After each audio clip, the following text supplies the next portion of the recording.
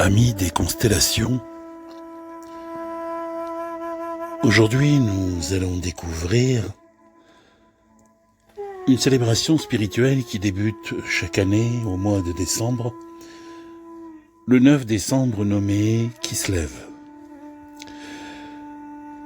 Kislev signifiant connaissance des temps ou des mouvements célestes. Ce mot Kislev apparaît également sur des inscriptions assyrio-babyloniennes sous le nom de Kislevu, provenant de l'acadien Kislimu, et ferait allusion à l'épaisseur des pluies dans la lune croissante fertile. Kislev signifiant espoir. Ce mot exprimerait l'espoir de pluie abondante en hiver, l'abondance qui nourrit la terre asséchée et assoiffée. Elle est à la fois un sens lié à la nature qui nous environne, tout comme dans sa symbolique, la nature humaine qui parfois s'en retrouve asséchée. Le 9 décembre débute Kislev, le mois des miracles. Ce jour est un moment de communion, de prière et de louange, où l'on dit que les portes du ciel s'ouvrent pour accueillir les intentions, les espoirs et les louanges de gratitude. C'est une période qui se lève où les forces spirituelles descendent, dit-on, pour recueillir les louanges, les prières, les demandes, qu'elles soient liées à des maladies, des difficultés financières, des blocages relationnels ou des blocages spirituels.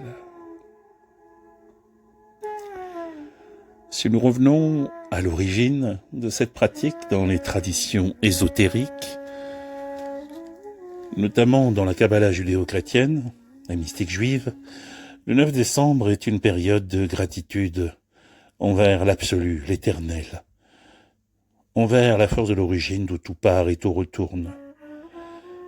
C'est donc un moment pour louer Hachem, Allah ou Dieu, le Seigneur, selon sa foi et la pratique en tant que disciple ou élève en chemin.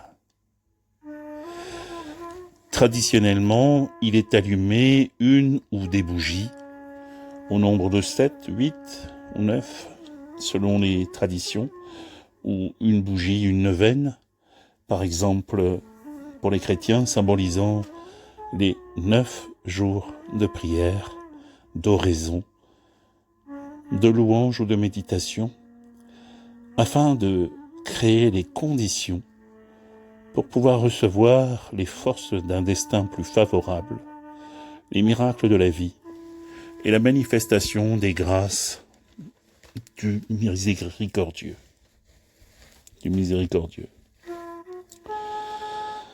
Il existe différentes formes de pratiques et ces 9 jours, l'élève, le disciple, le mouride s'engage dans un temps de méditation, de prière et de louange.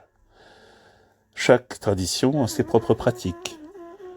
Par exemple, dans la tradition juive, on utilise le livre des prières tiré du Sidur Pata Eliyahu, qui contient entre autres des prières de type Rosh Chodesh, Hanouka, Omer, Birkat Hamazon, Tefilat Haderek, Birkat Alevana, ou bien chez les mystiques chrétiens comme Saint Augustin l'a énoncé, l'on va psalmodier, chanter le psaume 99 ou 100.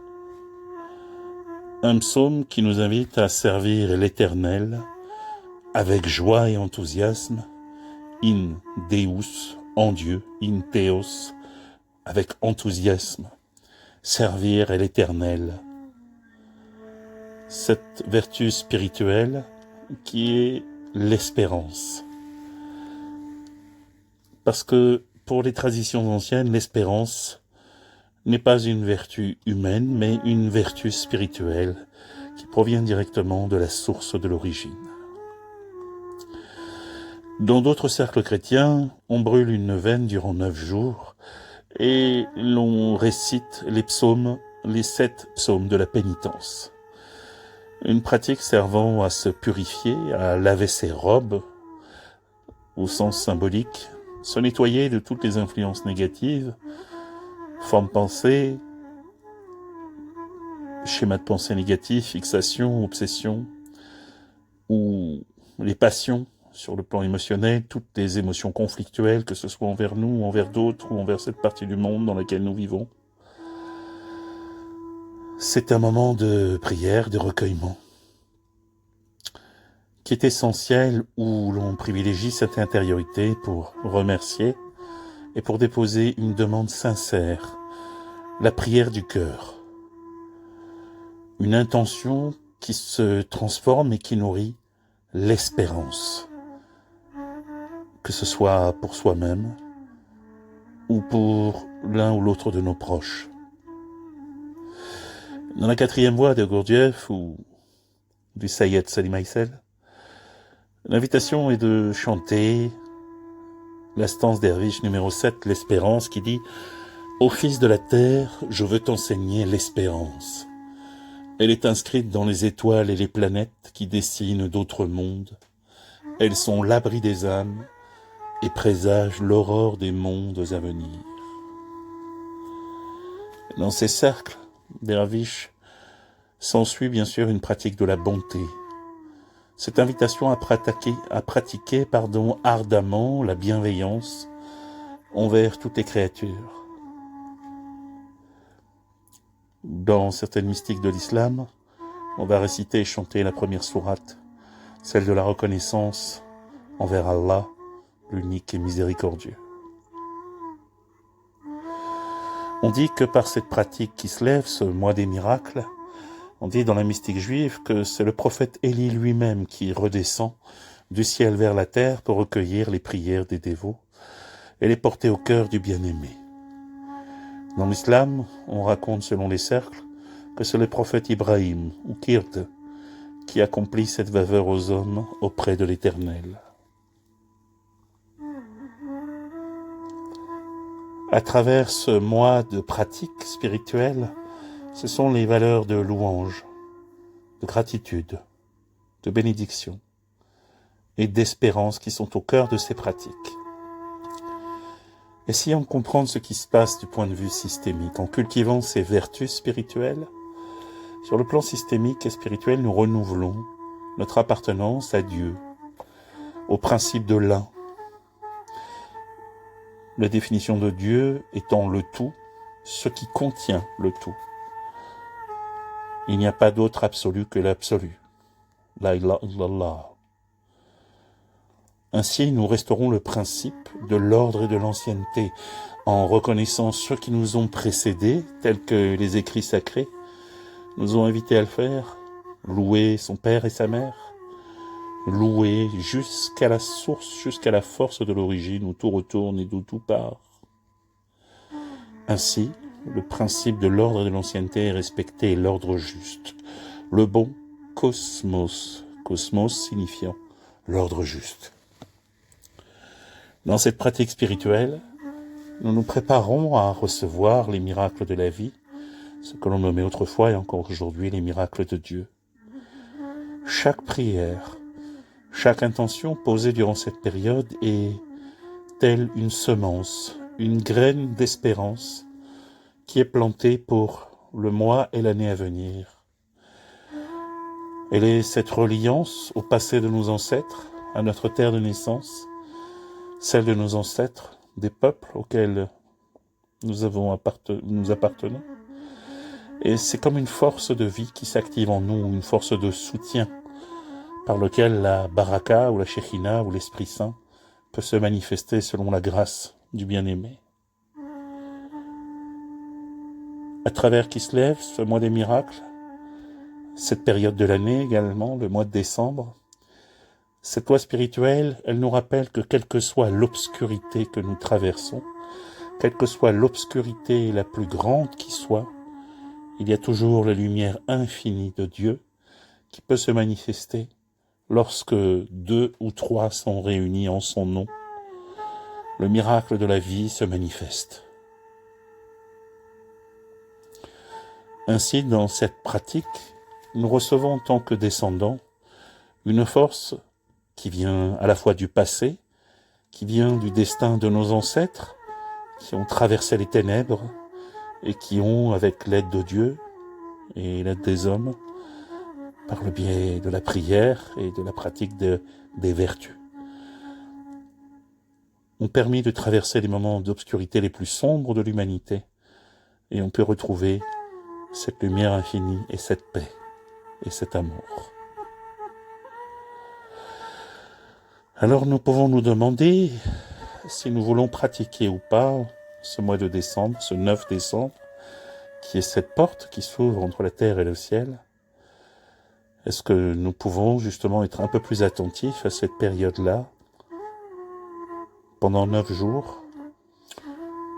Si nous souhaitons le faire, nous pouvons le faire soit seul, ou décider d'appeler un ou une amie avec qui le faire, ou en communauté, si nous appartenons à une communauté ou une fraternité. Et nous pouvons prendre le temps de nous recueillir à la même heure, d'allumer une bougie, de méditer, prier, pratiquer l'oraison, seul ou ensemble. Et rappelez-vous qu'il s'agit avant tout de la sincérité de la prière du cœur, comme le nomme la tradition, et qui nous rappelle notre appartenance à une force supérieure, à cette force de l'origine qui a façonné et créé tous les mondes. Ce moment de communion est à la fois un renforcement de notre appartenance et une invitation à pratiquer le sens du service à travers l'humilité. L'humilité véritable, c'est parfois oser demander en mettant le trait de l'orgueil en retrait. C'est parfois oser remercier parce que la nature de notre ego croit que les choses sont issues de notre propre volonté, alors que très souvent, cela est en petite partie vrai, mais souvent incomplet. Et puis, cette pratique a transformé l'arrogance, celle de vouloir oser servir Dieu et cette part d'humanité que nous fréquentons.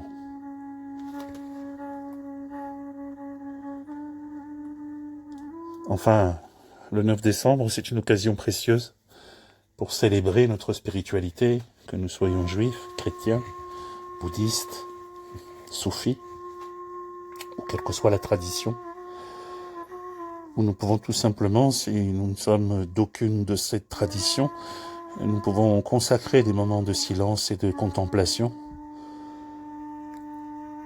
dans cette intention d'être relié à ce qu'il y a de supérieur, à cette origine, quel que soit le nom qu'on lui donne. La date du 9 décembre, c'est aussi un chiffre, le chiffre 9, symboliquement la représentation de la science des 9 points de nos amis soufis, et la figure géométrique de l'ennéagone ou l'ennéagramme.